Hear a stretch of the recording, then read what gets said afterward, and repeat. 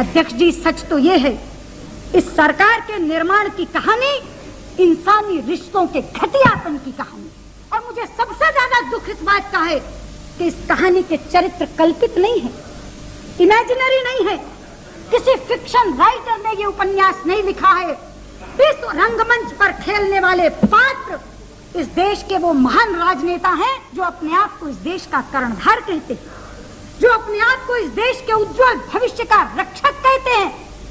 ये 10 दिनों में ऐसा उपन्यास रचा गया है अध्यक्ष जी, जिसमें हर व्यक्ति दूसरे को धोखा दे रहा था। Where everybody was cheating everybody। जहाँ बेवफाई की कलम से ऐसी कलयुगी रामायण रची गई थी, जहाँ लक्ष्मण ने ही राम का राज लपक लिया।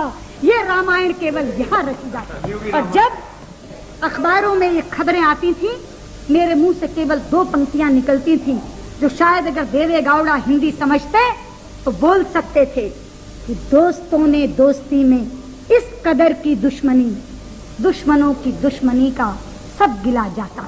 गुजराल जी, इस पृष्ठभूमि के साथ जो सरकार आई है वो देश का क्या भला करेगी, ये प्रश्न मेरे सामने है। जहां तक आपका व्यक्तिगत ताल्लुक है, आप बजाते खुद एक बहुत अच्छे इंसान हैं।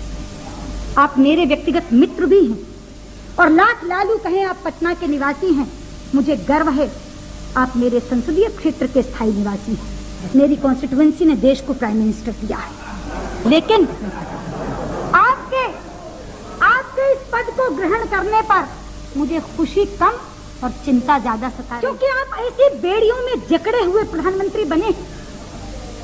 आप जिस यूनाइटेड फ्रंट के लीडर हैं, वो यूनाइटेड फ्रंट कोई कोहेसिव यूनिट नहीं है, वो एक चक्रव्यूह है। चक्रव्यूह, जिस चक्रव्यूह में सबसे पहले राजनीतिक दल हैं, 1-2 नहीं, पूरे 14।